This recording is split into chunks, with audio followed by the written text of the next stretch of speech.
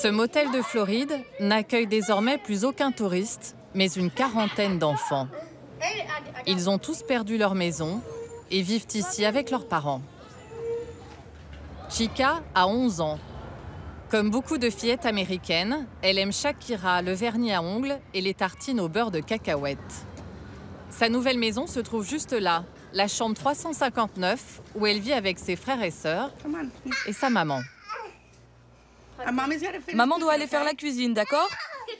Joanne élève seule 5 enfants, dont les petites dernières, Sena et Yasmine. Chica a emménagé avec sa famille il y a 3 mois, dans cette chambre d'une quinzaine de mètres carrés, que sa mère paye 135 € par semaine. Elle possédait une petite entreprise de nettoyage qui a fait faillite. Elle a été expulsée de sa maison. Elle gagnait auparavant 3 000 € par mois et survit aujourd'hui avec des ménages et un peu d'aide de son ex-mari. Arrête, Sena, arrête, s'il te plaît. Une nouvelle vie dans une seule pièce. Là, ce sont les couvertures. Ici, les vestes, les chaussures. Il y a trop de chaussures. Les vêtements de Chica. Et il n'y a pas beaucoup de place pour les jouets. Avant, on avait beaucoup de jouets. On avait même une salle de jeu pour les enfants.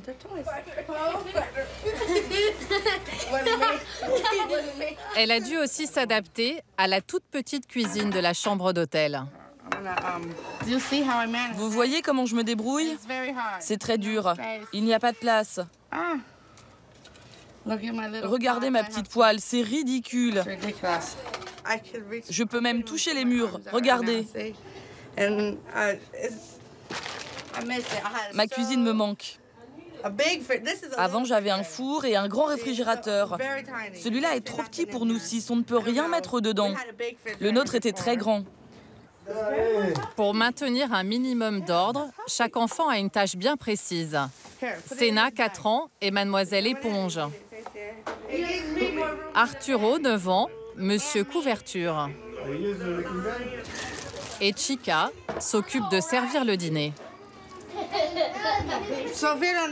Pour manger, c'est toute une organisation, avec des plateaux repas, comme à l'hôpital. C'est ce que vous avez trouvé pour les repas? Eh oui, parce que on n'a que 2 chaises et une petite table. Alors ça nous aide un peu. Dans mon ancienne maison, on avait beaucoup de pièces. Ici, on a un espace très limité. On est les uns sur les autres. Cette chambre est toujours bondée. Les enfants ont en plus invité 2 amis. Ils sont donc 8 ce soir à dîner dans la chambre. Jamais de ma vie, je n'aurais pensé me retrouver à l'hôtel, vivre à l'hôtel. Normalement, on y va en vacances. Les enfants ne méritent pas de vivre comme ça. Une vie entre parenthèses, à l'hôtel.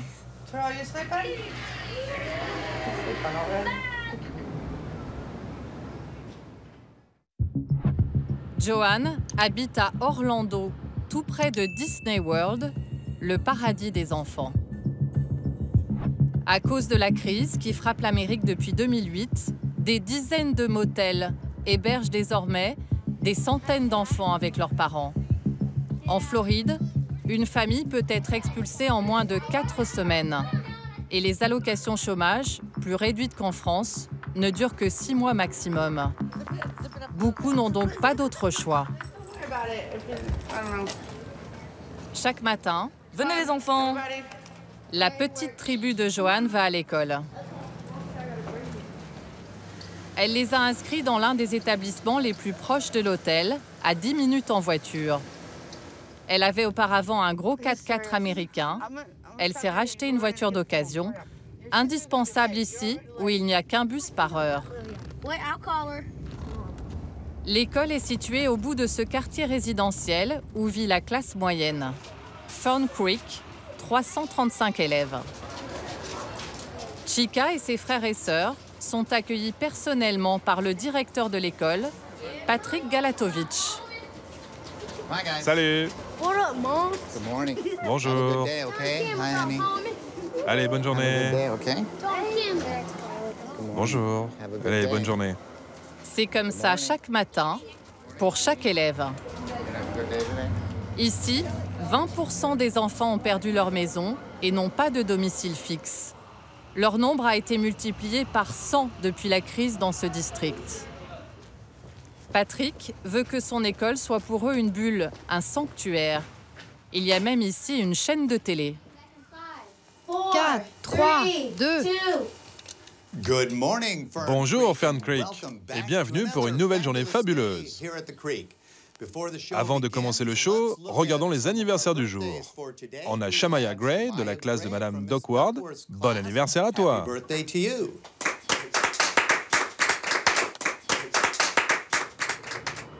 Patrick, 18 ans de métier, travaille ici depuis 2 ans et s'est mis au diapason de ces enfants sans maison.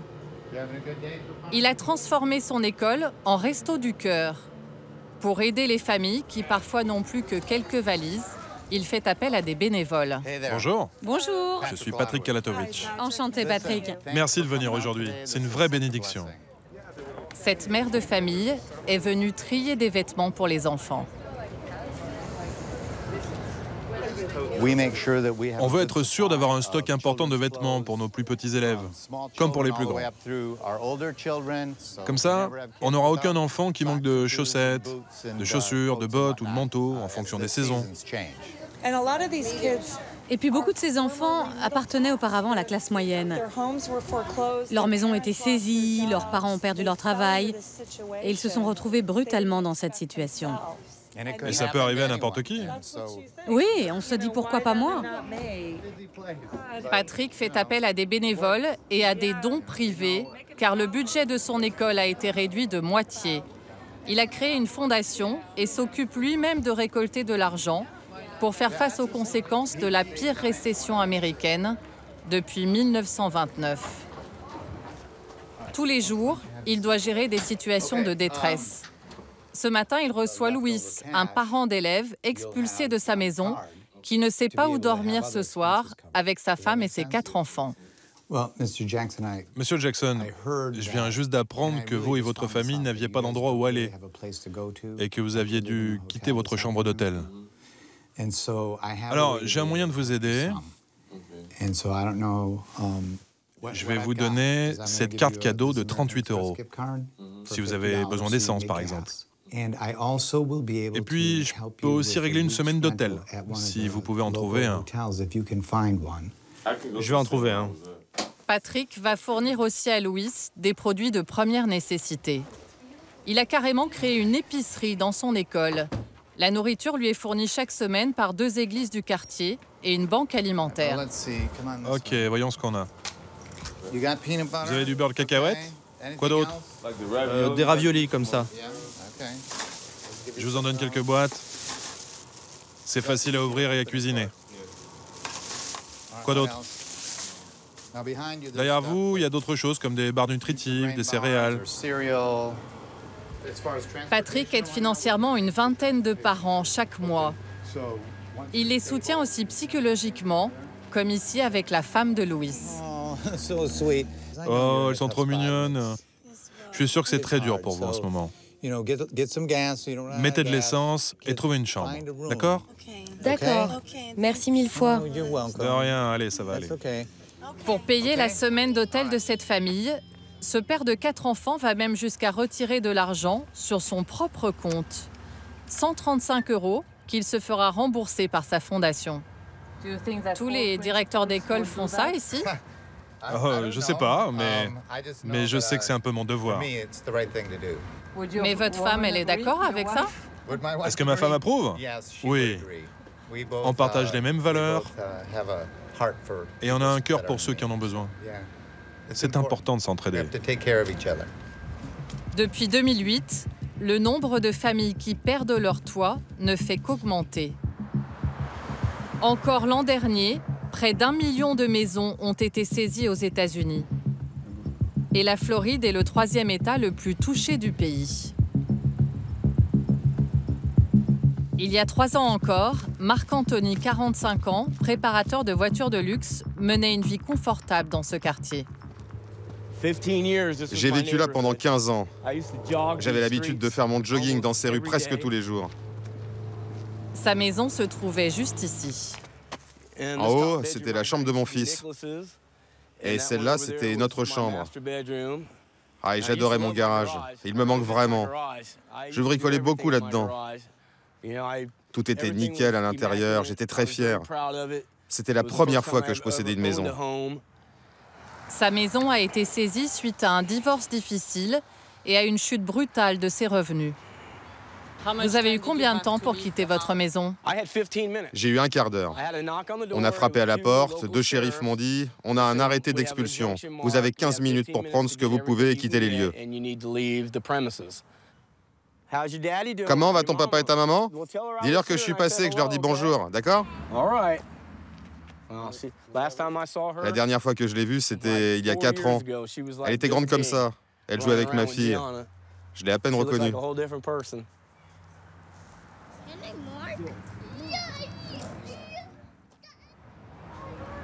C'est dans ce motel qu'il a trouvé refuge depuis 1 an, chambre 553. Marc Anthony a perdu sa maison, mais il a retrouvé l'amour. Avec une autre pensionnaire de l'hôtel, Mélicia, le couple vient d'avoir un petit garçon.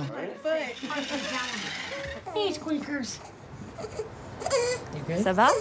Ça va bien? Fais comme ça. Gino, Anthony, Vincent, Camilla. Il a quel âge? Il a presque 2 mois. Il faisait 3 kilos et 50 cm quand il est né le 27 décembre 2011.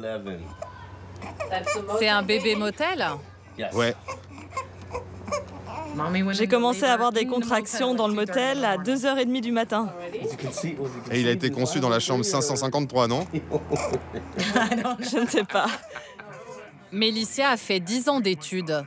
Elle travaillait pour l'État de Floride, qui a licencié 30 000 fonctionnaires il y a 1 an. Toute la famille vit sur le salaire de Marc, aujourd'hui 1 300 €. Un salaire qui a été divisé par 2 avec la crise. Ils ont chacun 3 enfants, dont Gina, la fille de Marc, qui a 9 ans et déjà bardée de diplômes. Ça, c'est la récompense du mérite, parce que j'ai eu les meilleures notes pour ce trimestre. Ça, c'est le diplôme d'honneur, car je n'ai eu que des A.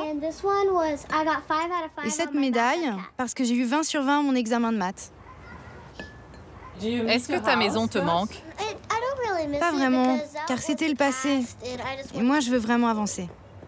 Waouh, tu parles comme une adulte, toi. En fait, pour Gina, le plus dur a été d'abandonner le chien. Moi et mon père, on avait un chien, Shadow. Il y a sa photo là sur le mur. Ça a été très difficile de s'en séparer, mais on l'a fait. On a aussi une tortue domestique. Quoi? Une tortue domestique. Je vous présente Aphrodite. Partout où on va, Aphrodite nous suit. C'est sympa de garder un petit souvenir de notre maison. Elle ne risque pas d'aller ailleurs. Mais chut, on n'est pas censé avoir des animaux domestiques. Marc Anthony et sa famille espèrent pouvoir emménager dans une nouvelle maison à la rentrée prochaine. À 2 bâtiments de là, Joanne supervise les devoirs des enfants avant de partir au travail.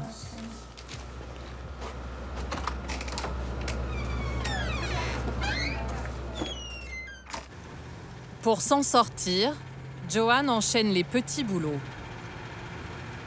Avant la crise, avec son entreprise de nettoyage, elle était la patronne de 3 salariés.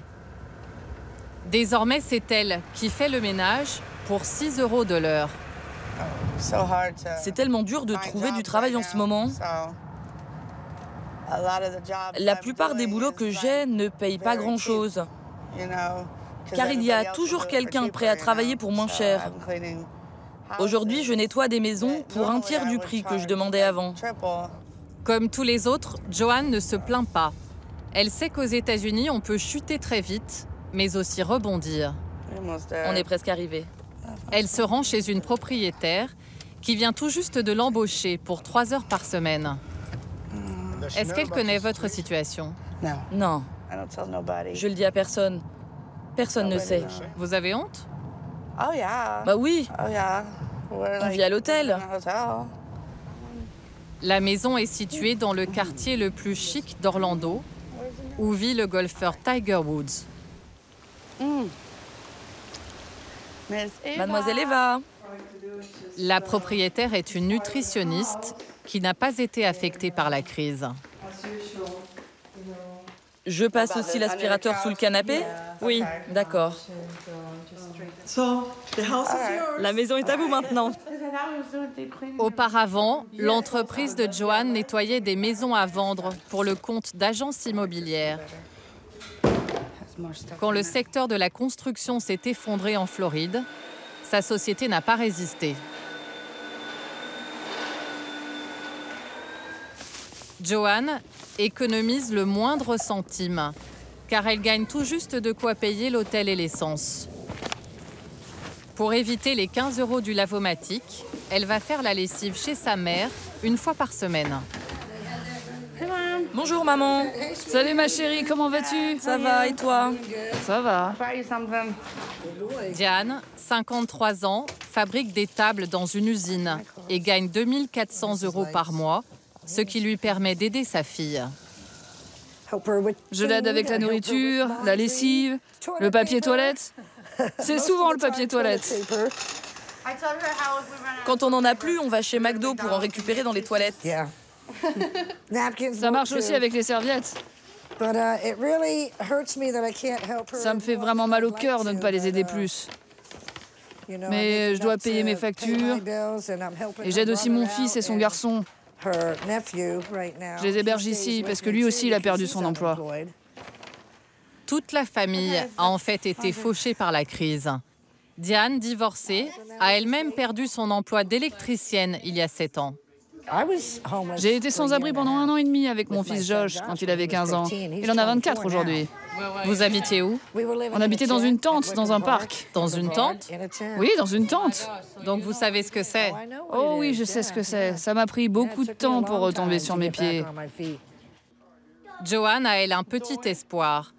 Elle a déposé un dossier pour un logement social, une maison dont le loyer sera payé en partie par l'État de Floride.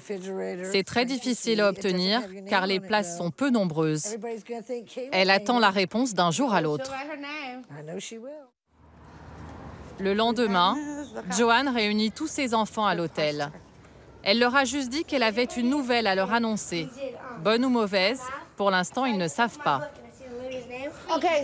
Ok, j'ai du nouveau. Devinez quoi? Je viens juste de signer pour la location d'une nouvelle maison. J'étais sûre que c'était ça. C'est pas une mauvaise nouvelle alors?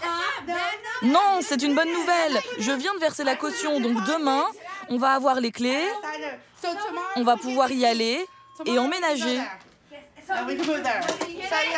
Vous êtes contents, les enfants? Arturo, t'es content? Ouais. T'es surpris, hein? Ouais, je vais enfin avoir ma propre chambre. Comment vous vous sentez? Je suis tellement soulagée. C'est un rêve qui devient réalité.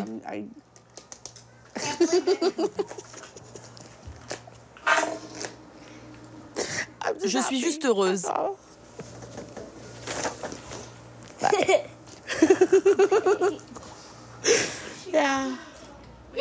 Une maison de 5 pièces, avec un jardin. Joanne et les enfants vont reprendre leur vie d'avant.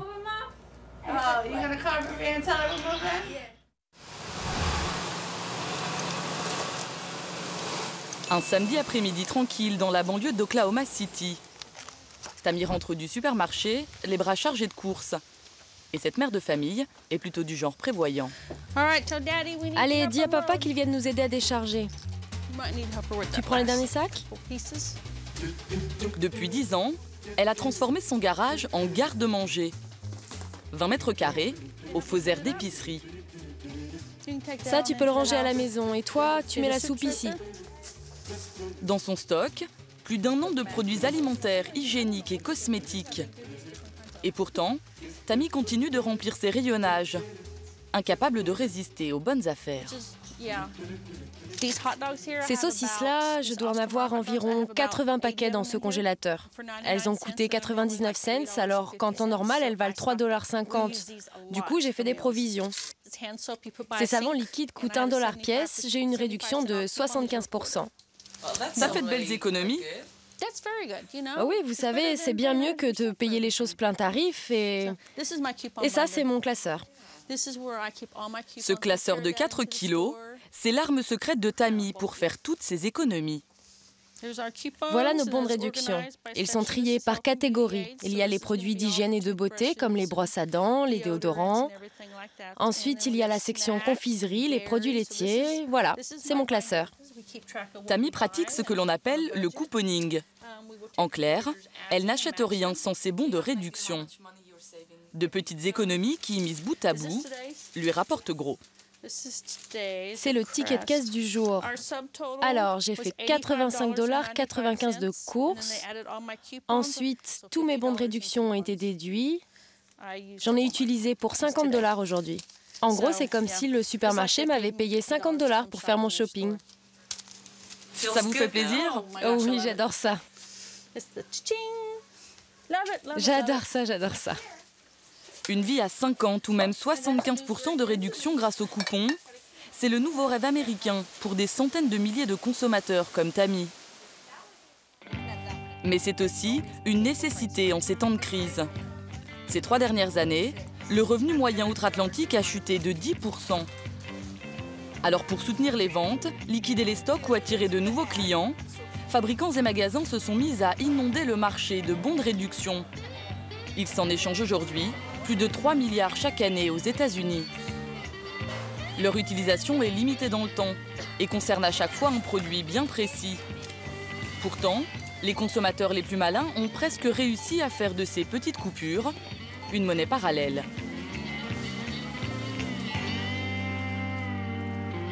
Comme tous les week-ends, Mélissa et sa fille viennent chercher leur petit déjeuner à la station-service. Il n'est que 7 heures, mais le radar à coupons de cette mère de famille est déjà en marche. Tiens, regarde, il y a un bon de réduction ici. Cela fait 7 ans que Mélissa pratique le couponing intensif. 75 centimes de réduction sur n'importe lequel de ces jus de fruits. Il faut toujours être à l'affût, c'est clair. Tu as pris un truc à manger? Il y a des coupons par là? T'en as pas vu? Ok. Mais Mélissa a un moyen bien plus efficace pour cumuler les réductions. Sa filière d'approvisionnement principale, ce sont les journaux locaux. Je vérifie toujours que les bons de réduction sont bien là. Parce que malheureusement, maintenant que le couponing est à la mode, il y a des gens qui les volent. Voilà, c'est ça qu'on cherche. Les petites brochures comme ça.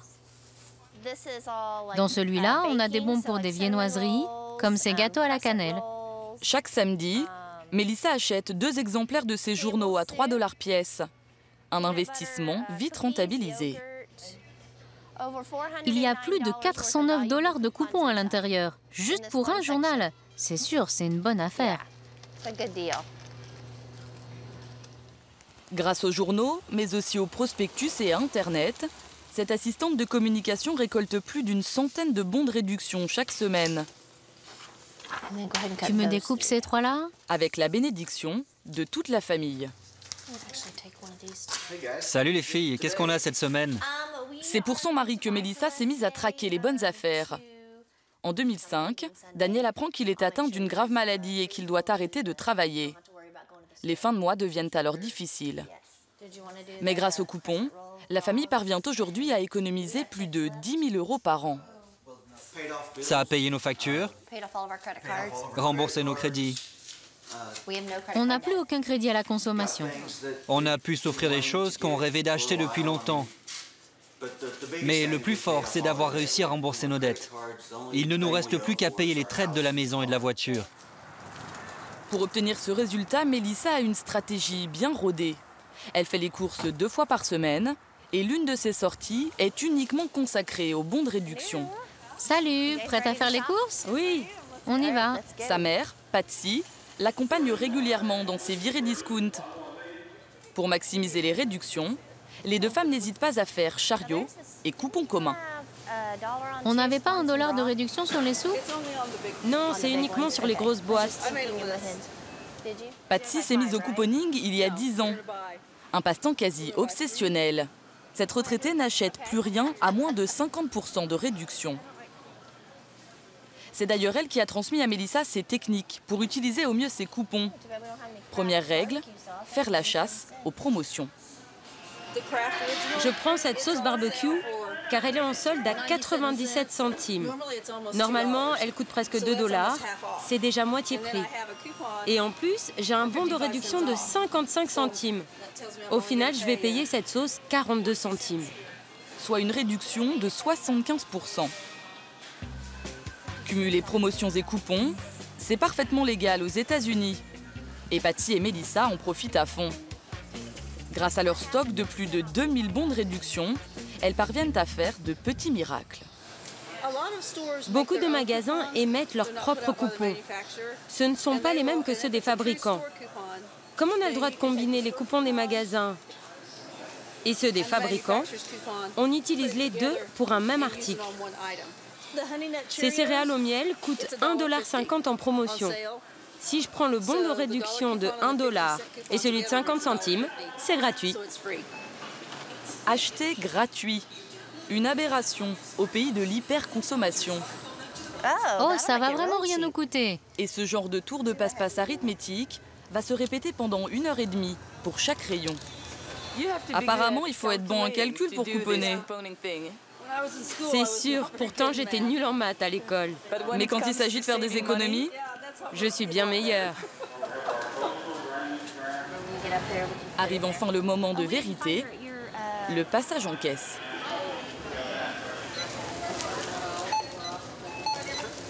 Ça fait $89. On va voir combien on économise. C'est le meilleur moment? Oui, c'est le meilleur moment du jeu.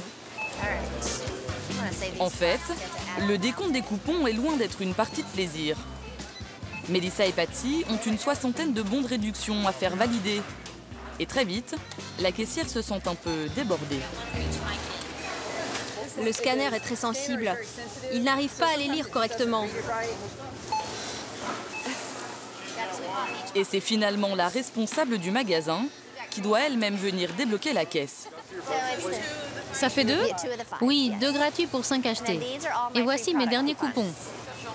25 minutes plus tard, Mélissa et sa mère récoltent enfin leur récompense. Il leur reste seulement $34,62 à payer, soit un tiers de la note totale. Merci beaucoup pour avoir été si patiente. Les super couponneurs comme Mélissa et Patsy sont de plus en plus nombreux à embouteiller les caisses des supermarchés américains. À tel point que depuis 1 an et demi, une émission de télé-réalité leur est consacrée. Son nom, Extreme Couponing. Voici des courses incroyables. Bienvenue dans le monde des couponneurs de l'extrême. Chaque semaine, des centaines de milliers de téléspectateurs suivent les aventures de ces consommateurs hors normes, capables d'acheter en une seule fois des milliers de brosses à dents. Des mises en scène quasi hollywoodiennes, souvent jugées caricaturales par les associations de consommateurs. Ma montagne de papier toilette, ça me procure un sentiment de joie intense. Mais faire des économies, aussi excessives et inutiles soient-elles, requiert une bonne dose de savoir-faire. J'en ai un! Pour apprendre aux aspirants couponneurs à survivre dans la jungle des réductions, Mélissa a créé un blog. Dans cet univers virtuel, elle s'est autoproclamée reine des consommatrices. Depuis 5 ans, elle partage en ligne conseils et bonnes affaires. $10 remboursés à partir de $30 d'achat. Et le succès est au rendez-vous. Son site reçoit 1 million de visites en moyenne chaque mois. Récompense suprême de ses efforts, une fois formée, Ces nouveaux chasseurs de coupons lui envoient les photos de leurs plus beaux trophées. Voyons voir ce qu'a posté Michelle. Après ses dernières courses, elle a payé 28 $. Elle a économisé 63% grâce aux coupons. C'est un peu la compétition entre les couponneurs. Ah oui, c'est clair. Il faut frimer avec ses achats. Ça a demandé tellement de travail pour en arriver là. Mais après, on explique aussi aux autres comment faire aussi bien. Et pour prêcher la bonne parole, Mélissa ne se contente pas de conseils virtuels sur Internet.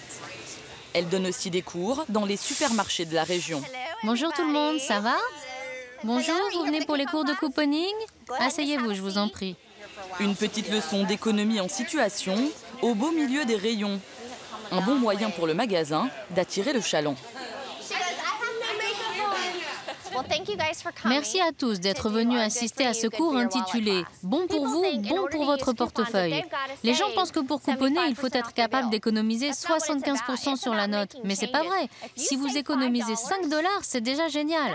Avec ces 5 $, vous allez pouvoir payer une partie de votre facture de téléphone ou économiser sur autre chose. Un discours taillé sur mesure pour l'auditoire de Mélissa. Parmi la dizaine de participants du jour, la plupart, comme Carla, sont en situation de grande précarité. J'ai besoin d'argent. Je cherche un boulot en ce moment, alors je tente d'économiser sur tout ce que je peux.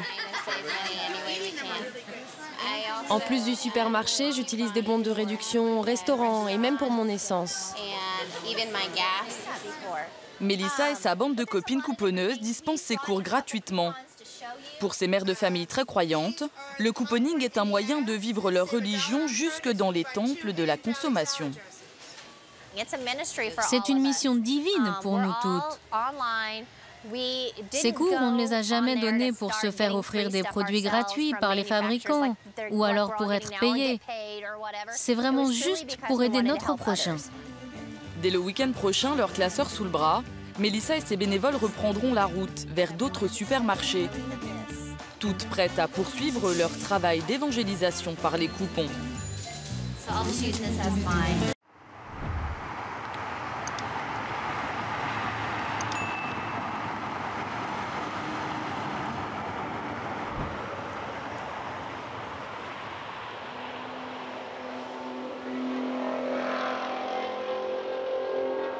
Qu'est-ce que c'est bruyant? Alfredo González prépare son cours d'espagnol pour le lendemain matin. Ameno. Ameno. Amena. Cultural. Ce professeur d'université de 46 ans travaille désormais à la seule lumière de sa tablette et des phares de voitures qui frôlent son camping-car stationné entre deux autoroutes.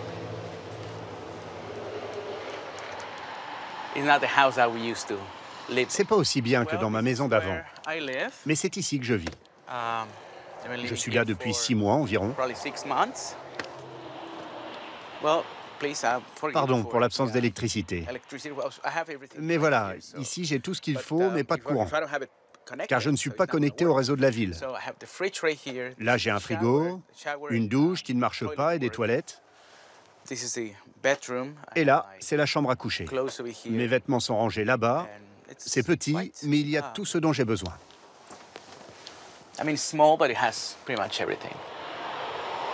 12 mètres carrés, sans eau courante ni chauffage. Très loin du confort de son ancien logement. Cette maison qu'il louait 1 900 $ par mois dans la banlieue de Santa Barbara. 160 mètres carrés, un jardin, 2 voitures. Une maison où il vivait avec sa seconde femme et leurs 2 filles. Mais il y a un an, il perd des heures de cours. Même avec 2 550 $ de revenus mensuels, il n'arrive plus à payer toutes ses charges, son loyer, une pension alimentaire d'un premier divorce. La famille déménage dans un petit studio. Sa seconde épouse le quitte et le met à la porte. J'essaye de croire, de me convaincre que ce sera bientôt fini, que c'est une situation temporaire et que ce sera plié. Mais la réalité, c'est que je ne sais pas du tout quand ça va se terminer. Alfredo continue à voir ses filles tous les jours, mais elles ne dorment jamais dans son camping-car. Je ne veux pas détruire leur joie, leur bonheur, à cause de ma situation. Je ne veux pas être là.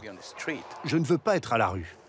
Je voudrais être logé avec ma famille, mais malheureusement, je ne peux pas me le permettre financièrement. Un déclassement social qu'ils sont des dizaines de milliers à vivre en Californie.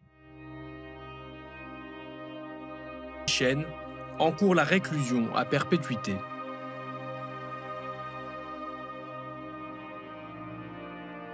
Et l'image d'Épinal en prend un coup.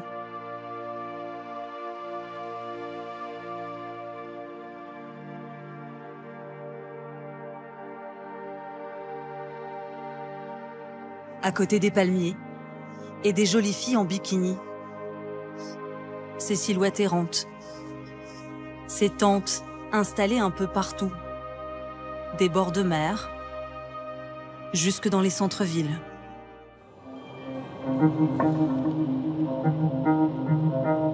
Dans tout l'État, le nombre de sans-abri a grimpé de 27% l'an dernier.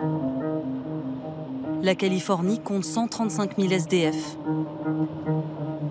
Plus de 60 000 dans le seul comté de Los Angeles.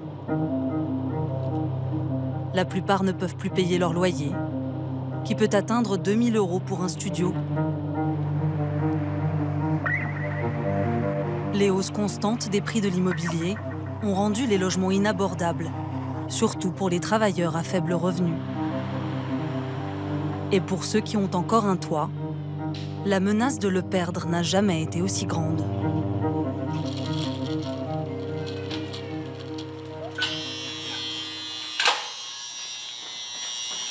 José Luis, peintre en bâtiment d'origine mexicaine, vit ici depuis 2 ans. Une résidence propre et même équipée d'une piscine. Là, voilà notre immeuble. Et l'appartement est au 2e étage, juste là. Une résidence où les loyers étaient plutôt raisonnables. José Luis y vit avec sa femme Nancy, qui s'occupe de leurs 2 enfants âgés de 3 et 8 ans. Au départ, le couple payait 1 600 $ par mois pour ce 3 pièces. C'était quand la première augmentation? C'était début 2019, au mois de mars. Depuis le mois de mars, plusieurs augmentations de loyers consécutives leur ont été réclamées, pour une somme qui représente aujourd'hui plus des 2/3 de leurs revenus. Et ça, c'est la dernière augmentation. Ils veulent 1 895 $. Je gagne 3 200 $ par mois. Avec un loyer qui frôle les 2 000, il ne me reste que 1 200 $ pour payer toutes les charges du foyer. Personnellement, je dépense plus de 100 $ par semaine pour l'essence, soit 400 $ par mois. Et pour les courses, ce n'est vraiment pas donné. Je dépense 200 $ par semaine, et ça suffit à peine. Avec ces hausses, leurs propriétaires tenteraient de tirer un maximum de profit avant janvier prochain, date de l'entrée en vigueur d'une nouvelle loi qui imposera un contrôle des loyers à Los Angeles. Comme 12 autres habitants de la résidence dans la même situation, José Luis et Nancy ont décidé de ne plus payer leur loyer. Menacée d'expulsion, la famille a pris un avocat et tente de négocier une augmentation de loyer plus raisonnable. On n'a pas d'alternative. C'est ça, ou finir à la rue. J'ai jamais imaginé me retrouver dans cette situation. Et oui, c'est dans un coin de ma tête. Cette idée que nous allons peut-être devoir dormir un jour dans notre voiture, ou bien dans un parc. Une idée, ou plutôt une angoisse, commune à des milliers d'habitants.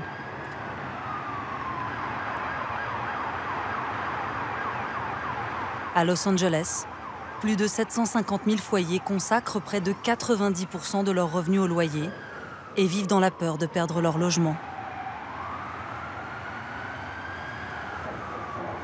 Une peur d'autant plus grande que la descente aux enfers peut être expresse.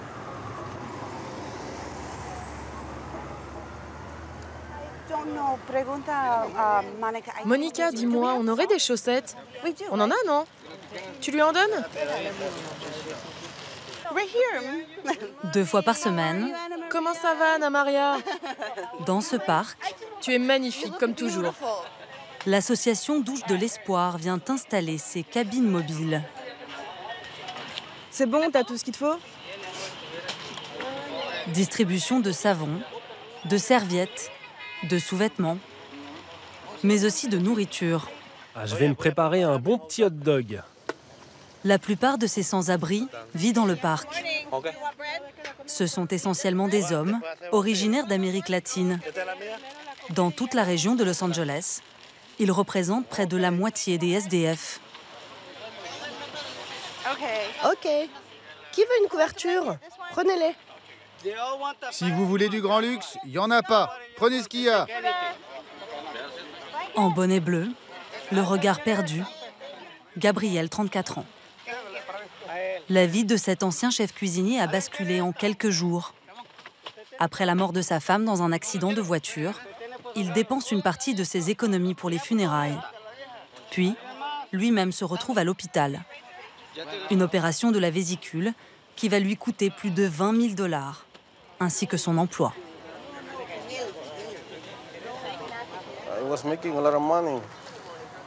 Je gagnais très bien ma vie.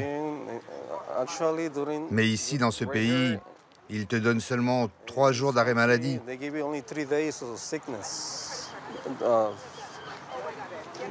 Mais moi, ils m'ont gardé plus de 3 jours à l'hôpital. J'y suis resté 15 jours et j'ai perdu mon job. Quand j'ai essayé de revenir dans mon entreprise, ils m'ont dit non, on ne te reprend plus. À la rue depuis 3 mois, Gabriel est tombé dans l'alcool et ses 3 enfants en bas âge ont été confiés à sa mère. La perte de sa famille a douché ses espoirs de retour à une vie normale.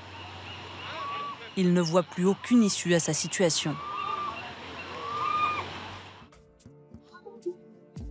Cette dégringolade, si courante en Californie, c'est ce que cherche à éviter à tout prix Alfredo, le prof de fac. Et dans son malheur, il a eu un peu de chance. Quelques mois avant de perdre son logement, Alfredo achète ce camping-car pour faire des sorties avec ses filles. Seul hic, en Californie, il est officiellement interdit de dormir dans son véhicule, hors parking autorisé. Alors chaque jour, c'est un peu la galère pour se garer. Ça fait partie du deal avec la mairie. On ne peut pas garder la même place la nuit et le jour. Dès 7 h du matin, je dois bouger. Vous faites jamais de grasse matinée? Non, jamais. Pour moi, il n'y a plus de sommeil.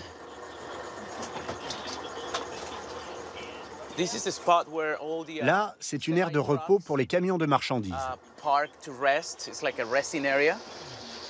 Et c'est ici que je laisse mon camping-car en journée. Ici, Alfredo n'est jamais seul. Il a des voisins.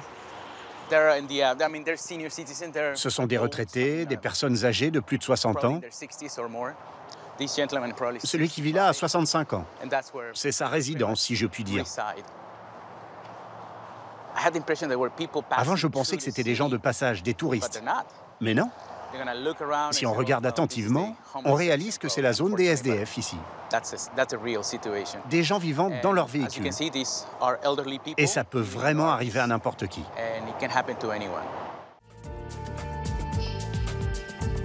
S'ils sont moins visibles que les SDF vivant dans la rue, ils sont plus nombreux. 16 000 rien qu'à Los Angeles, 2 000 ici à Santa Barbara. Le prix à payer pour rester sous le soleil californien. Comme Alfredo, la plupart travaillent, mais ne peut pas payer de loyer. Alors la ville s'est adaptée et a mis des parkings à disposition des personnes dormant dans leur voiture. Mais pour avoir le droit d'y stationner, il faut un permis. Bonjour Alfredo, comment ça va? Bonjour. Je m'appelle Jordan, entrez. Enchanté. Vous venez pour le renouvellement? Oui, s'il vous plaît. Installez-vous. C'est une ONG qui délivre ces autorisations de stationner dans des parkings privés ouverts la nuit. Des places sécurisées et gratuites où la police ne peut pas mettre d'amende. Ça, c'est pour vous. Pour bénéficier de ce programme appelé Safe Parking, les sans-abri doivent être en règle. Ils doivent venir tous les mois. Ils doivent avoir une assurance, un permis de conduire et une carte grise. Ce sont les exigences basiques du programme. C'est pas beaucoup de paperasse. On vérifie aussi qu'ils respectent les règles, qu'ils quittent leur parking à l'heure, pour qu'on n'ait pas de problème avec les voisins ou les entreprises qui nous prêtent leur parking. Si certains restent trop tard, ça peut nous causer des ennuis. Ce document, c'est une sécurité pour moi. Et je me sens protégé. Et oui, je suis soulagé. Sans ça, je ne saurais pas quoi faire et où aller. Là, je vais être tranquille pour le mois qui vient.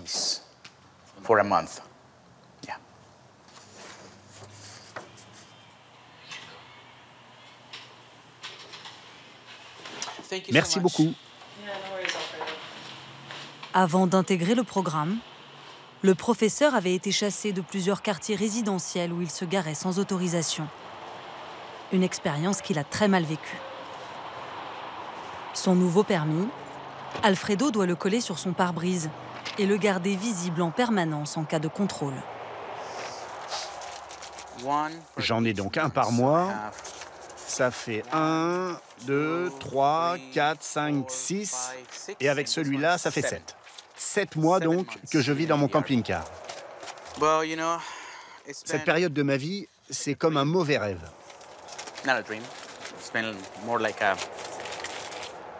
Alors oui, ça aurait pu être pire. Au moins, j'ai un toit au-dessus de la tête. Une mauvaise passe dont il espère encore pouvoir sortir. Même si 85% des hommes qui finissent à la rue ne retrouvent pas une stabilité financière et un foyer.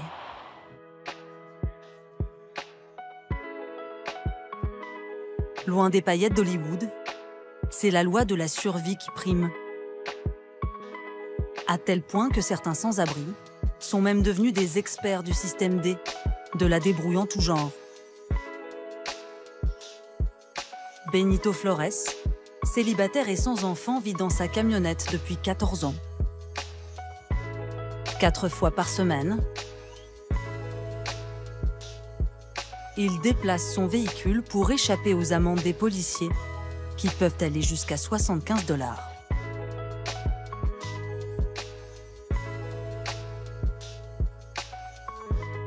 Là, c'est réservé aux résidents, uniquement ceux qui vivent ici. Benito a choisi aujourd'hui ce quartier tranquille et plutôt modeste, où il n'est pas très embêté par les voisins. Car à 62 ans, il ne veut pas d'ennui. Et surtout, il ne veut pas être dénoncé par les résidents. J'ai des rideaux très épais car je ne veux pas que les gens qui sont dehors puissent me voir. Et je ne veux pas qu'ils sachent que je suis ici.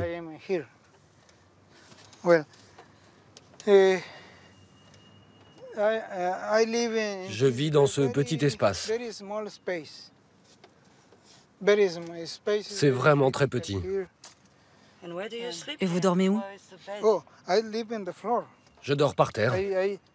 Je mets une couverture et je dors par terre. Vous dormez à même le sol? Oui, bien sûr. Vous n'avez pas de lit?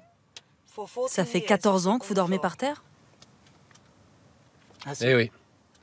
Sans lit. À défaut de lit, ce bricoleur hors pair s'est offert un peu de confort. D'abord, en rehaussant le toit de son van.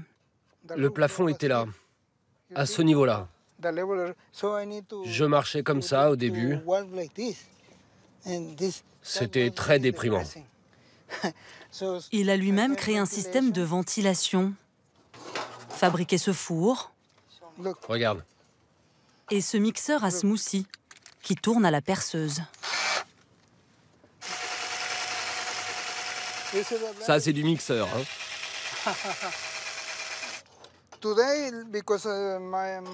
À cause de mon diabète qui a empiré, je ne cuisine plus malheureusement. Je mange ça maintenant. C'est des pousses de lentilles qui me donnent tous les nutriments dont j'ai besoin. Acheter ça, ça coûte très cher, donc je le fais moi-même. Sinon, tu peux trouver ça à Hollywood, dans les magasins bobos. Arrivé du Mexique au début des années 90, Benito vit légalement aux États-Unis. Il a toujours travaillé comme ouvrier et homme à tout faire chez des particuliers, et toujours gagné l'équivalent du SMIC horaire. Mais en 2005, il est expulsé de son studio, dont le loyer avait été doublé par son propriétaire. La plupart d'entre nous, on est des bosseurs. Mais on touche le minimum. Et on ne peut pas se permettre de payer de loyer avec ces revenus. Les loyers augmentent sans cesse, les salaires baissent. C'est la réalité. La raison pour laquelle les SDF ne sont pas coupables d'être SDF. Benito a postulé pour un logement à tarif modéré, en partie financé par la mairie. Mais il a été recalé, considéré comme trop riche, non prioritaire par rapport à d'autres sans-abri. Pourtant, aujourd'hui, il gagne moins de 900 $ par mois. Un budget très limité, qui le contraint à chercher des services gratuits. Depuis qu'il est SDF, Benito a pris une carte de membre dans cette bibliothèque publique, où il passe entre 4 et 6 heures par jour. Tu vois, dans mon van, j'ai une lampe torche. Et ici, je viens charger les piles de cette lampe. Et puis, je recharge aussi mon téléphone et ma radio. Ici, il peut aussi chercher des petits boulots sur le web. Benito est inscrit sur cette plateforme spécialisée d'échange de services qu'il consulte chaque jour. Ici, c'est un peu mon bureau. La bibliothèque est fréquentée par de nombreux sans-abri. Voilà mon ami. C'est un vétéran. Parmi eux, Marlon. Lui aussi vient recharger ses batteries. Beaucoup de batteries. Et surfer sur Internet.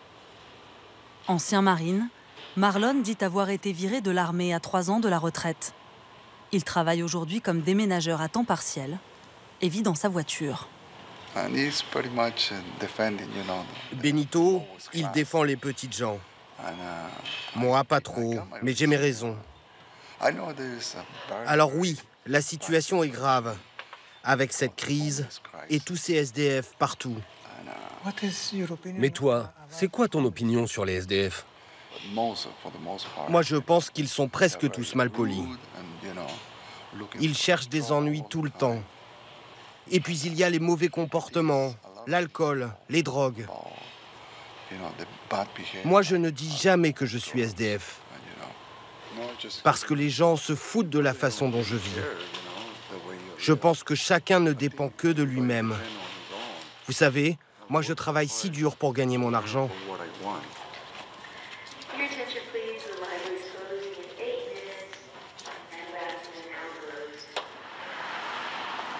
Benito a rejoint une association qui se bat contre les expulsions. Ces dernières années, avec la crise du logement, une dizaine d'organisations militantes a vu le jour en Californie.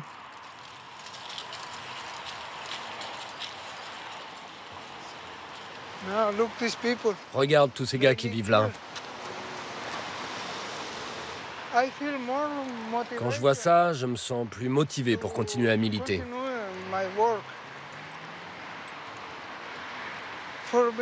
Pour moi, c'est une guerre. Comme une guerre entre les millionnaires qui prennent les terres, construisent ou rachètent les immeubles et qui augmentent les loyers, et les gens qu'ils poussent à la rue. Un triste constat qu'il fait chaque soir en parcourant les 6 kilomètres qui séparent la bibliothèque de sa camionnette. Là, c'est un nouvel immeuble. Ça sera que des appartements de luxe, au loyer pas du tout abordable. Pourquoi? Tout ça, c'est à cause de l'embourgeoisement de la ville. Les promoteurs construisent que des logements trop chers. Ils veulent de gros loyers. Pour se payer un studio, en gagnant le salaire minimum, Benito devrait en théorie travailler 80 heures par semaine. Impossible à son âge. Trop vieux, trop fatigué. Il ne peut plus faire des journées à rallonge pour joindre les deux bouts.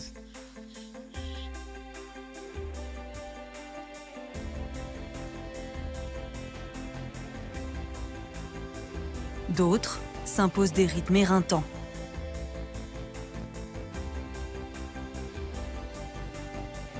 Il est minuit à Santa Barbara. Alfredo, le professeur d'espagnol, est sur la route. C'est là que commence mon périple. Toutes les nuits, il travaille comme chauffeur grâce à cette application qui le met en contact avec des passagers. Les revenus, ça dépend des jours. Le pire que j'ai fait, c'était un lundi soir. 40 $ seulement. Mais c'est comme ça que je survis. Je dois décider après comment dépenser cet argent, soit mettre du carburant pour aller travailler, soit manger. Mais bien sûr, vu que j'ai besoin de me déplacer, je choisis le plus souvent l'essence. Ça y est, j'ai un passager.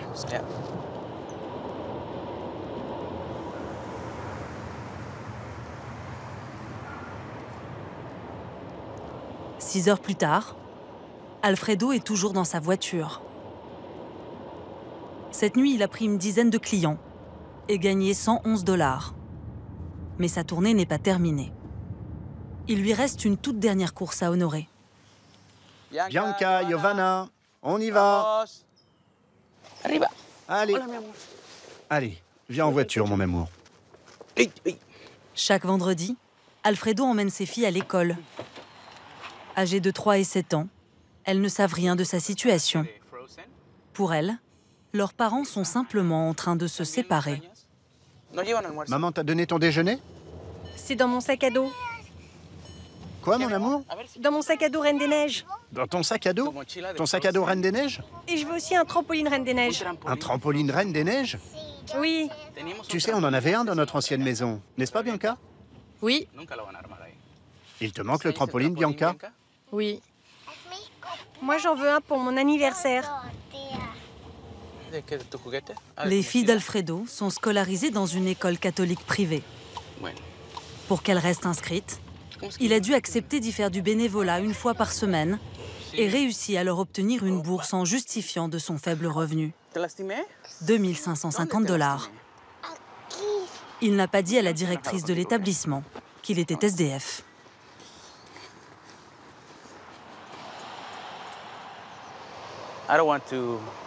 Je ne veux pas que ça arrive aux oreilles des autres enfants. Les gamins peuvent être très méchants entre eux. Je préfère le garder pour moi. Je ne veux pas que mes filles soient jugées, moquées, parce que leur père vit dans la rue. Ça me briserait le cœur.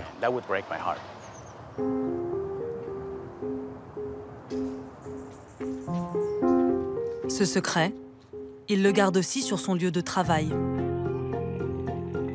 Le Santa Barbara City College, l'une des meilleures universités publiques du pays. 15 000 étudiants, des moyens considérables, la plage à portée de main. Ma virilité en a pris un coup. Je suis censé être le chef du foyer, et je ne suis même pas capable d'assumer ce rôle, prendre en charge ma famille.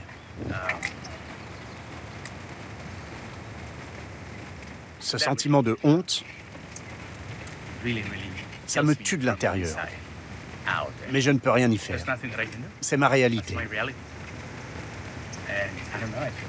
Je ne veux pas que les étudiants ici se disent « Comment ça, on a un prof SDF ?» Je ne veux pas de ça. Ils vont me prendre pour un alcoolique, un drogué, tout ce qui est associé aux sans-abri. Le professeur arrive toujours en avance, bien avant ses étudiants, pour préparer sa salle de classe, mais aussi ses cours qu'il n'a pas eu le temps de revoir la veille au soir, pendant qu'il faisait le chauffeur. Un rare moment de tranquillité aussi, pour corriger les dernières copies.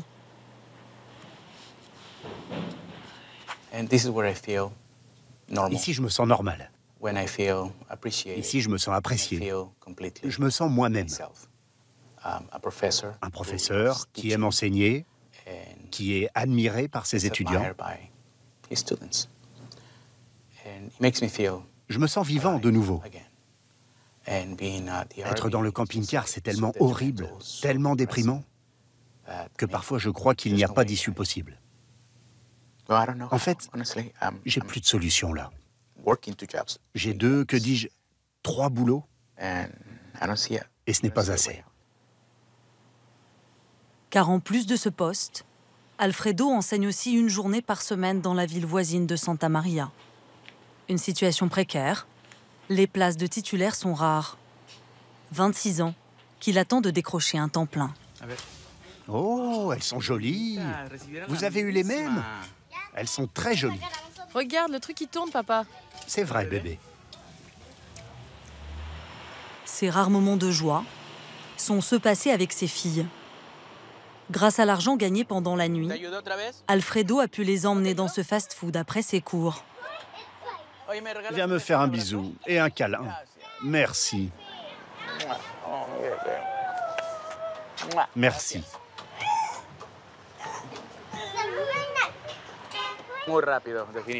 Ça passe toujours trop vite quand je les vois, comme des secondes.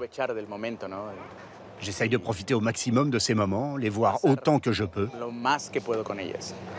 avant que leur mère ne vienne les chercher. Mais c'est comme ça. Est-ce que je peux encore jouer avec mes amis? Non, les filles, on y va. Ok. Depuis notre tournage, Alfredo a entamé une thérapie de couple avec son ex-femme pour voir s'il pouvait recoller les morceaux. C'est aujourd'hui son seul espoir de retrouver un toit. Ses revenus ne lui permettant pas de bénéficier d'un des rares logements subventionnés par l'État californien. Un État pointé du doigt, incapable d'endiguer ce phénomène, malgré plus d'1 milliard de dollars récemment investis pour construire des logements sociaux. Sur les 10 000 appartements promis pour début 2020, seule la moitié a été finie à temps. Une goutte d'eau sur le marché immobilier le plus inabordable des États-Unis.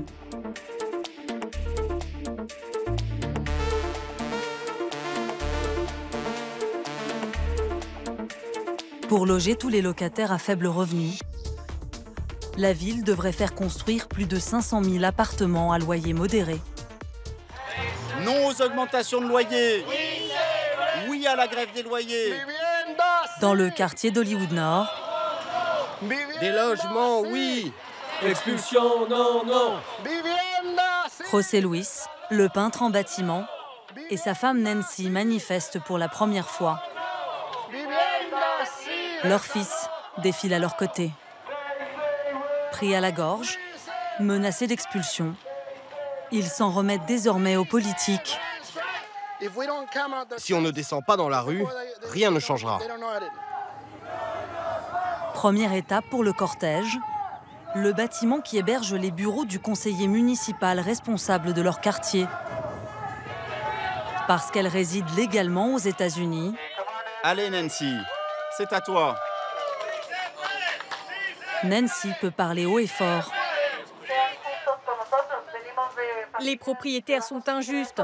Nous sommes des familles à bas revenus et nous n'avons pas assez d'argent pour payer ces loyers fous. Aujourd'hui, on risque d'être expulsés. Mais on ne veut pas devenir les prochains SDF de LA.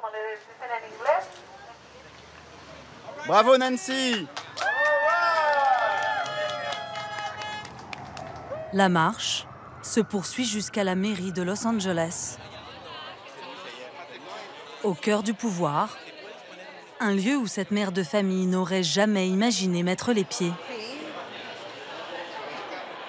Un conseil municipal extraordinaire doit voter pour ou contre un moratoire de 3 mois sur les expulsions.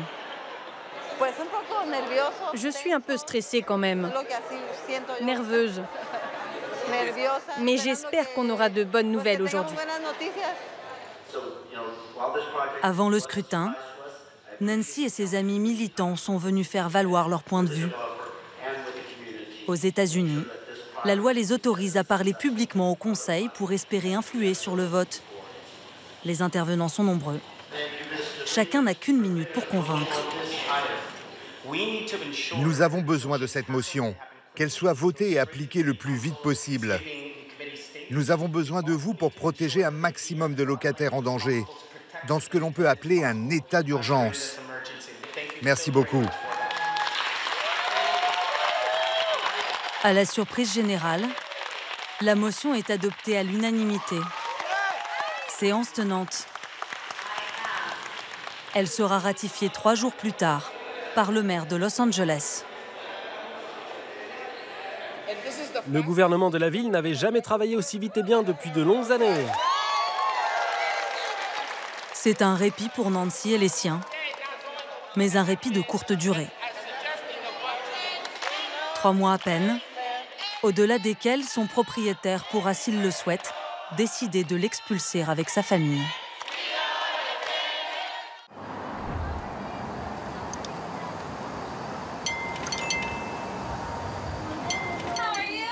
Comment allez-vous? Bien.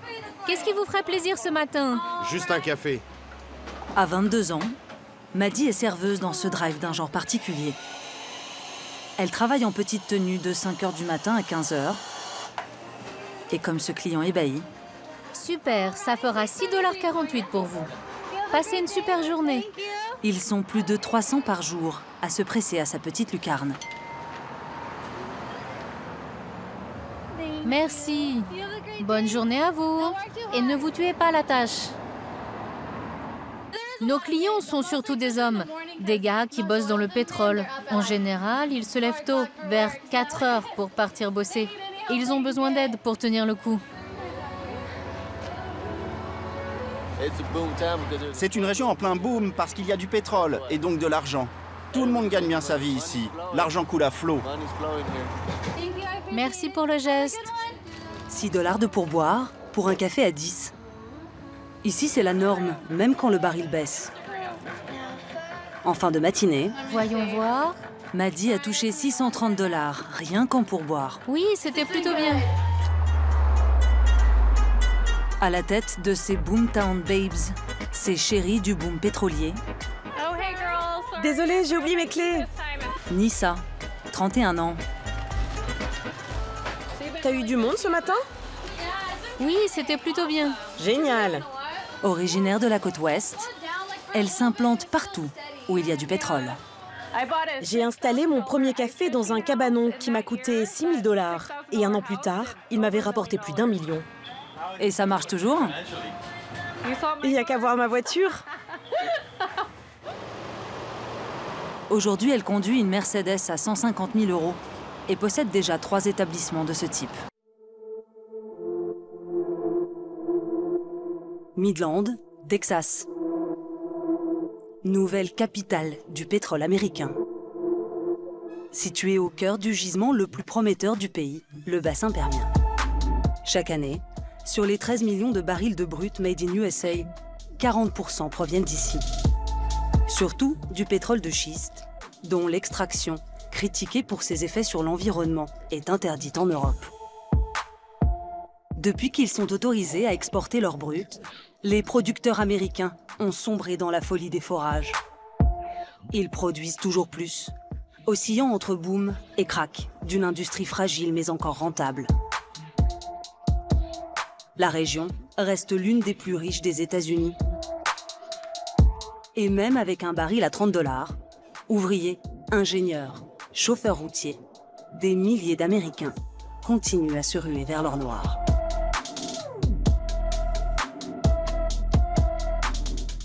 C'est ce qu'a fait Peter Long. Je vais là où on a besoin de moi. À 47 ans, il travaille pour une société de forage. Nous sommes entre 2 sites exploités par ma boîte. En tout, nous avons 4 forages actifs en ce moment. Et là, à droite, c'est l'un de nos puits de pétrole de schiste. Peter s'occupe de l'entretien d'une centaine de puits, sans jamais ou presque mettre les mains dans le cambouis. J'ai toujours mon ordinateur avec moi. Ça me permet de savoir exactement ce qui se passe au fond du trou. Là, ces petits coins correspondent à des creux de production. Je peux vous en dire beaucoup sur ce qui se passe dans un puits, rien qu'en regardant ça. Au besoin, on peut aller sur le terrain. Mais je vois en direct ici qu'il n'y a pas de fuite et que l'extraction se passe de manière fluide.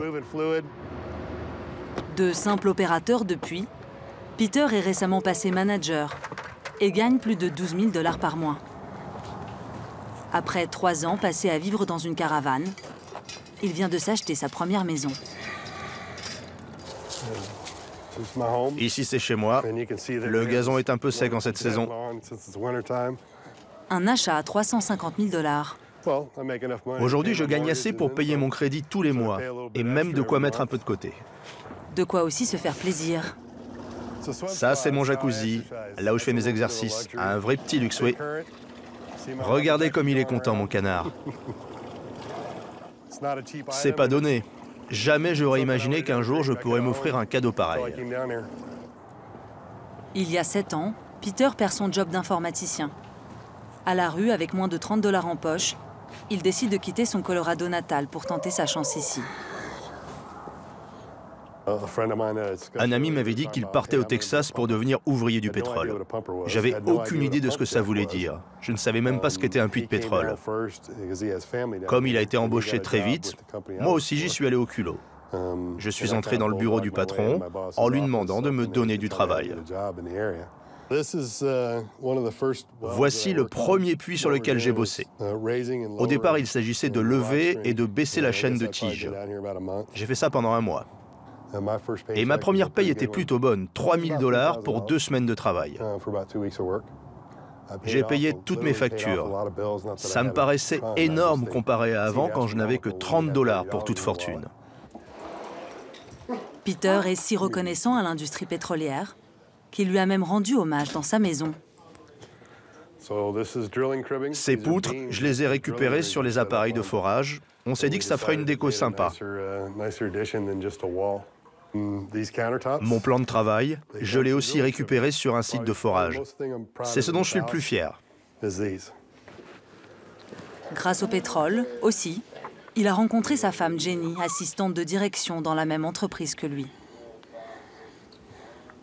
Le couple qui rêvait d'enfants je te remercie pas, mon garçon. Vient d'adopter ce petit garçon de 2 mois et ne voit plus sa vie ailleurs qu'au Texas. Tout ira bien, je te le promets.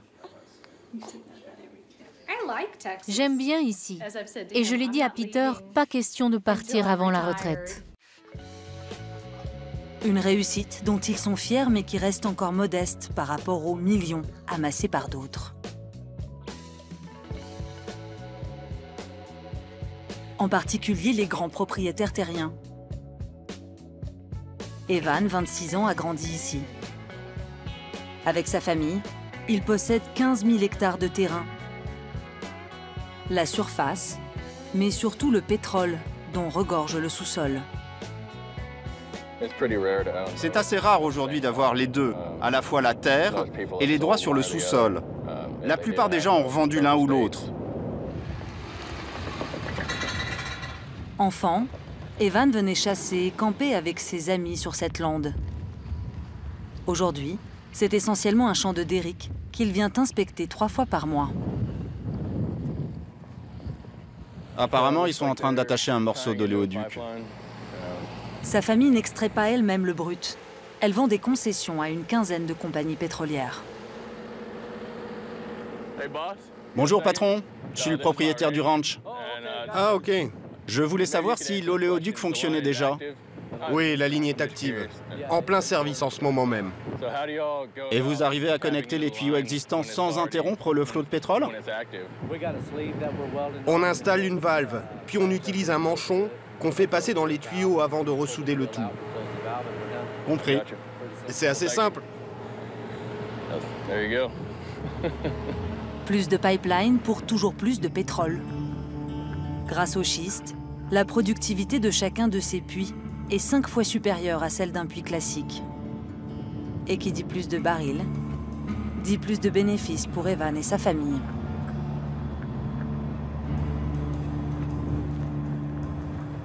Ce sont nos réserves d'hydrocarbures. Elles sont toujours à nous, mais on les loue.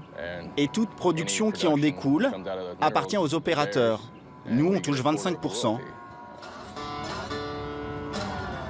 Avec plus de 50 puits actifs sur sa terre, la famille touche au moins 2 millions de dollars de royalties par an.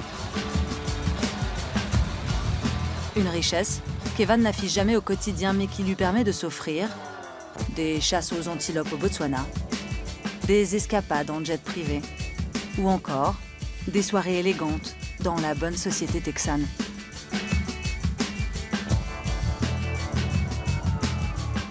Son business, Evan le gère depuis le 10e étage du très chic Petroleum Building de Midland. Ça, c'était le premier ranch. Sa famille s'est installée au Texas au début du XXe siècle pour élever du bétail. Son père Andrew, 75 ans, aujourd'hui à la tête de l'entreprise, a commencé cow-boy. Là, c'est moi. Et eux, ce sont mes cousins. On ramenait le bétail quand ils ont foré avec ce gros truc derrière. Je ne suis certainement pas un homme du pétrole. C'est juste une façon de gagner ma vie.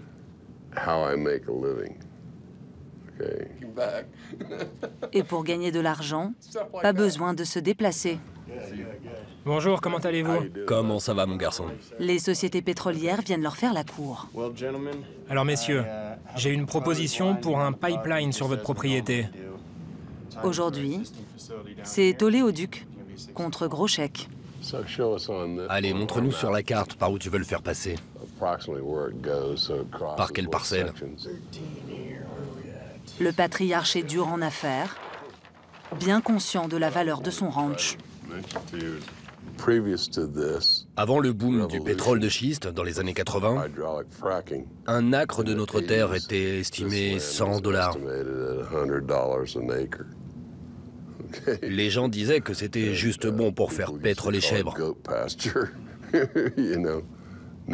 Maintenant, pour un acre de terre, c'est $5000. Sans le sous-sol. Juste la surface. Les prix ont flambé. La région s'est métamorphosée. Comme la ville de Midland et sa voisine Odessa, où viennent s'encanailler les travailleurs du pétrole.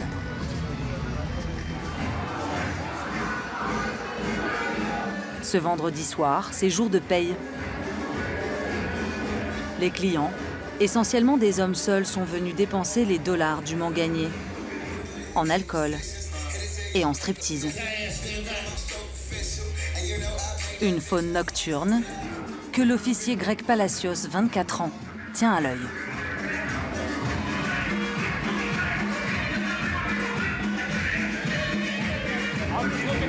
Je vérifie que tout se passe bien et qu'il n'y a pas de bagarre. Depuis un an, il ne travaille que de nuit. La patronne est juste là. Et connaît bien chacun de ses établissements. Je veux pas d'ennui dans mon club, monsieur l'agent. Je dois m'assurer que personne ne fait rien d'illégal. Après les bars, la route pour 10 heures de patrouille. À Odessa, le taux de criminalité est supérieur de 30% à la moyenne nationale. Entre les contrôles de véhicules,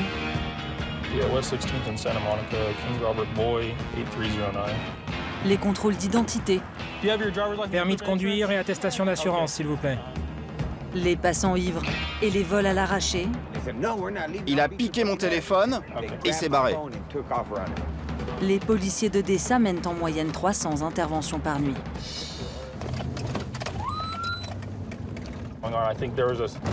Il y a 2 accidents de voiture dans ma zone.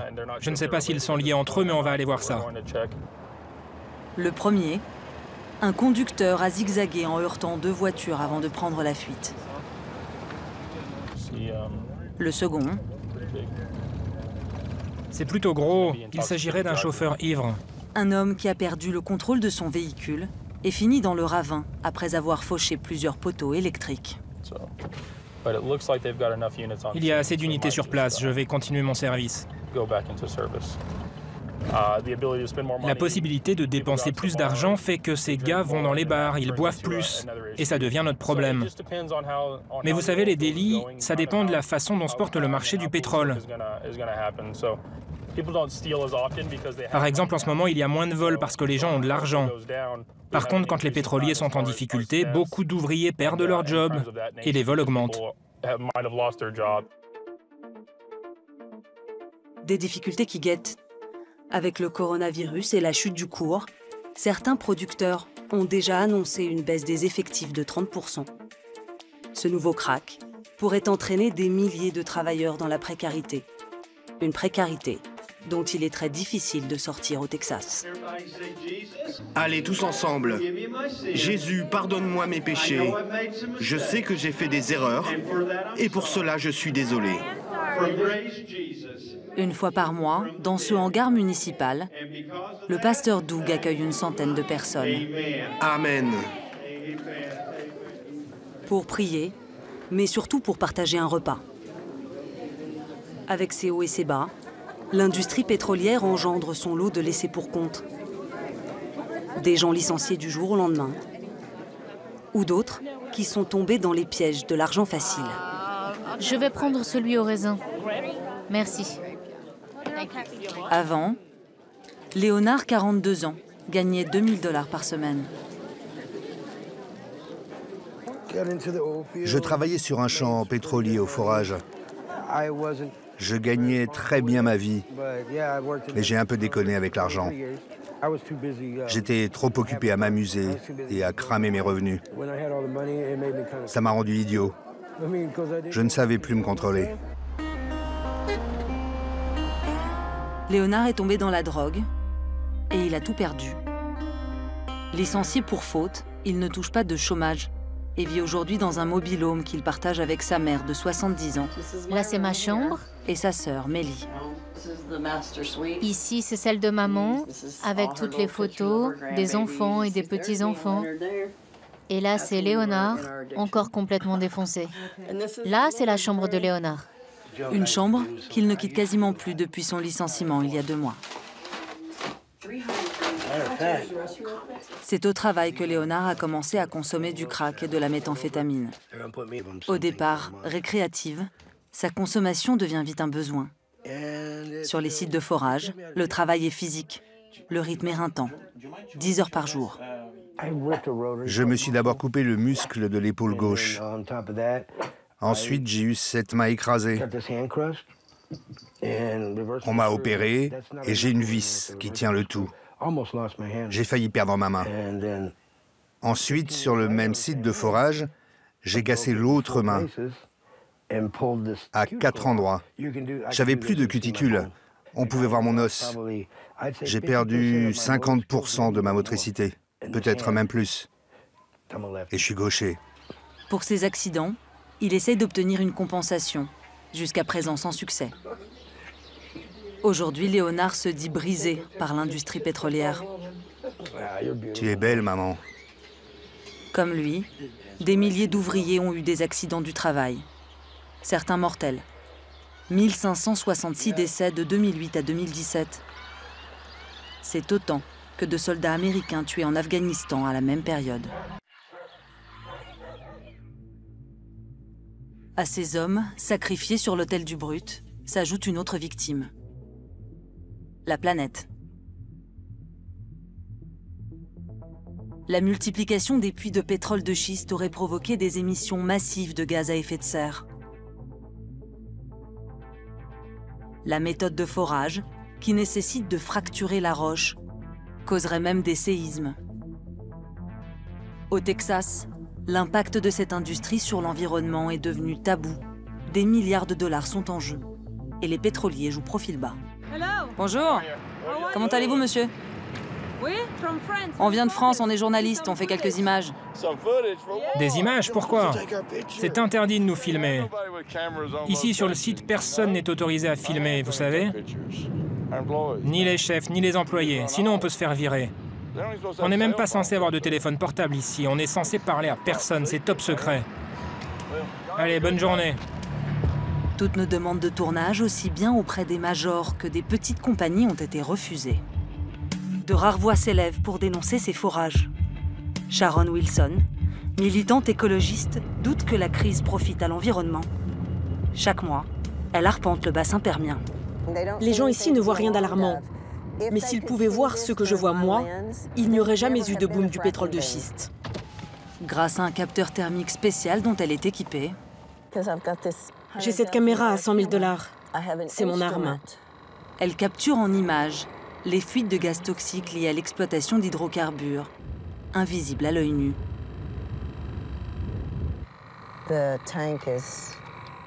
Là, le réservoir fuit. On voit que ça s'échappe du conduit juste au-dessus. Des gaz comme le méthane, le benzène, l'éthylbenzène, le sulfure d'hydrogène, plein de trucs qui peuvent provoquer des cancers.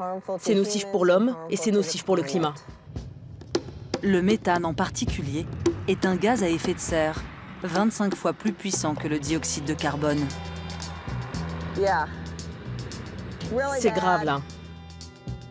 Un tiers des émissions mondiales viennent des États-Unis, surtout de ces zones d'exploitation pétrolière. Il y a un homme qui monte. Je crois qu'il ouvre une trappe en haut du réservoir. J'ai l'impression qu'il porte un masque. J'essaie aussi d'évaluer les risques pris par les travailleurs.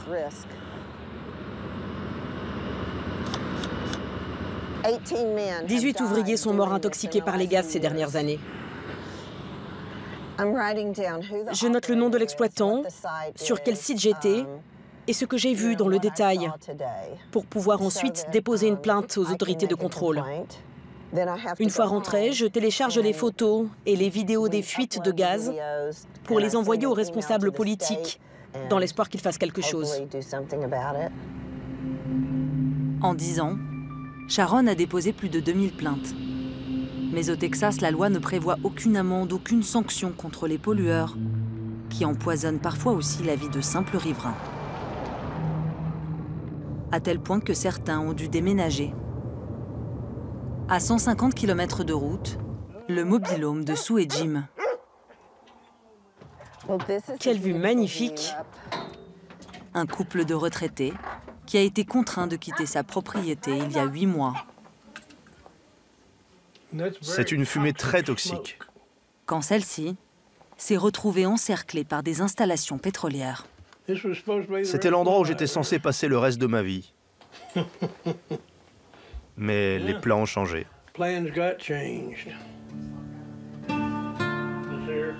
Sue, son épouse, est tombée malade. J'ai commencé à me réveiller en pleine nuit à cause de l'odeur du gaz. J'avais le nez qui saignait.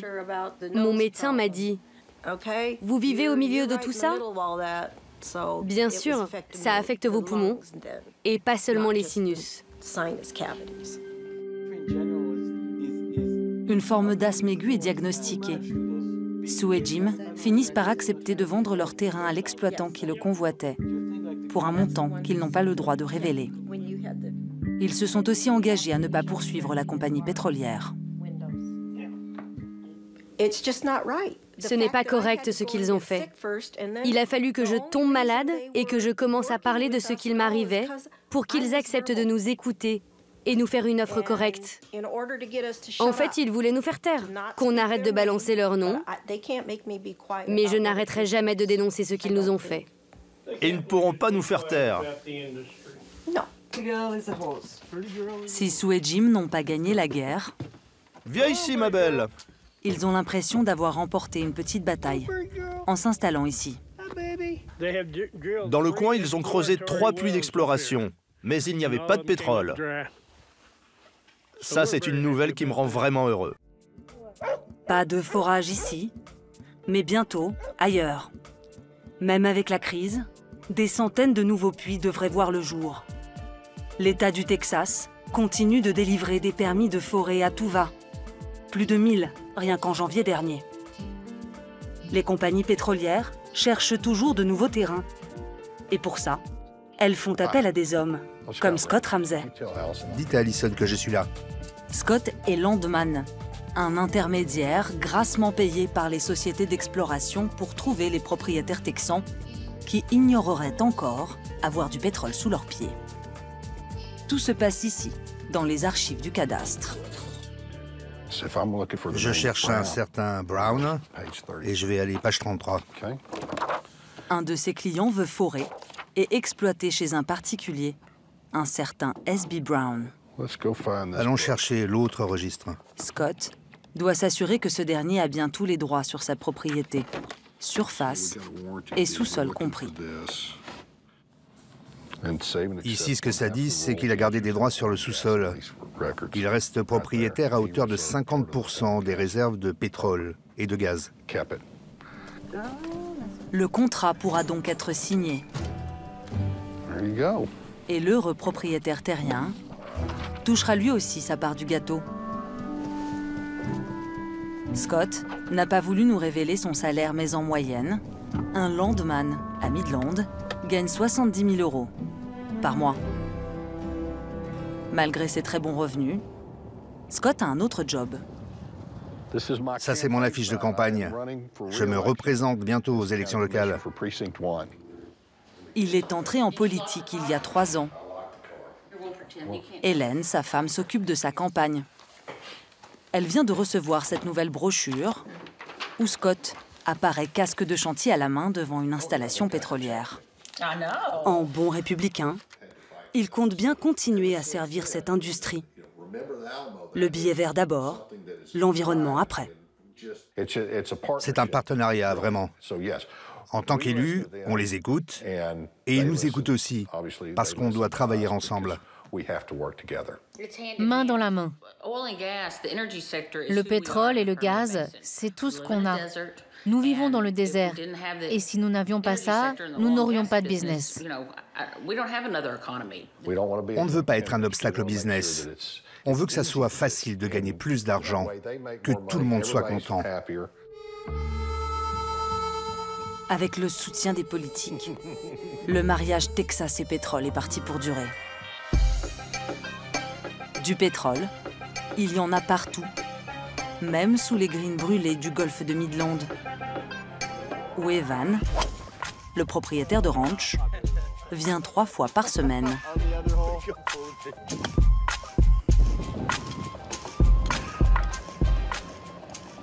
Tout autour de nous, à 2 km à la ronde, sous terre, il y a des forages horizontaux en train d'être réalisés en ce moment même.